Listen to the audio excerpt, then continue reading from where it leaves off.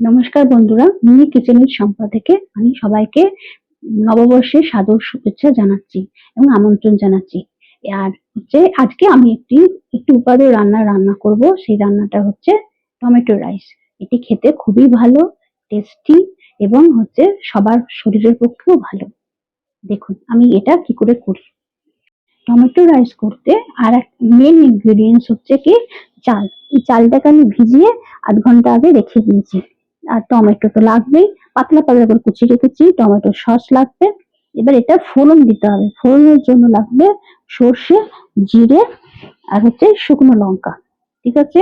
আর ingredients এর মধ্যে লাগবে পেঁয়াজ কুচানো, রসুন কুচানো, আর নর্মাল যেগুলো স্পাইস লাগে যেরকম ধনে গুঁড়ো, হলুদ, লঙ্কা গুঁড়ো আর গরম মশলা। হুম আর এইগুলো লাগবে। ভাজার জন্য লাগবে তেল আর জল তো লাগবেই ভাত করার জন্য। আর একটা জিনিস লাগবে, সেটা হচ্ছে ডিম।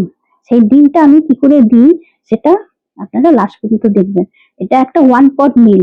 একটা খেলে পরে আপনার সমস্ত কিছু যাচ্ছে, কার্বোহাইড্রেট যাচ্ছে, ফ্যাট যাচ্ছে, প্রোটিন যাচ্ছে এবং রাফেজও যাচ্ছে। টমেটো যেহেতু কুচানো দিচ্ছি তার মানে এটা একটা রাফেজ যাচ্ছে। আমি শুধু টমেটো সস দিয়েও করতে পারতাম, কিন্তু টমেটোটা দিচ্ছি এই কারণে রাফেজ যাওয়ার জন্য, যেটা আমাদের শরীরের পক্ষে খুবই দরকার। আর এখন তো গ্যাসের সমস্যা, সেই জন্য আমি এটা রাইস কুকারের মধ্যে করছি। এটা খুবই তাড়াতাড়ি রান্না হয়ে যাবে, অথচ এটা টেস্টিও হবে এবং হেলদিও হবে। দেখুন এটাকে ফার্স্টে আমি গরম করতে বসিয়ে দিয়েছি। হ্যাঁ, এটা এত সুন্দর। এটা যদি বেশি গরম হয়ে যায়, এর একটা সুইচ আছে এইদিকে সুইচটা। এই সুইচটা লেখা রয়েছে কিপ ইট ওয়ার্ম। এটা আপনি কি হবে, নিচের দিকে নেমে যাবে। এটা আপনাকে নিজেকে নামাতে হবে না। এবার এটা গরম হয়ে গেছে। দেখুন এটা হালকা গরম হয়ে গেছে। আচ্ছা মা, তাহলে এখন কি দিলে এই ইয়েতে? এর মধ্যে ফার্স্টে তেল দিয়েছি, আর জিরে আর শুকনো লঙ্কাটা দিইনি, জিরে আর সর্ষেটা দিয়েছি। আর এটা যাতে বেশি না ক্র্যাকল করে বাইরে বেরিয়ে আসে, সর্ষের তো একটু ফুটে, এই জন্য একটু নুন দিই। নুন দেওয়ার ফলে কি হবে, পরিমাণ মতো নুনটা দিয়ে দেবো, তাহলে আরো তাড়াতাড়ি পেঁয়াজটা নরম হয়ে যাবে।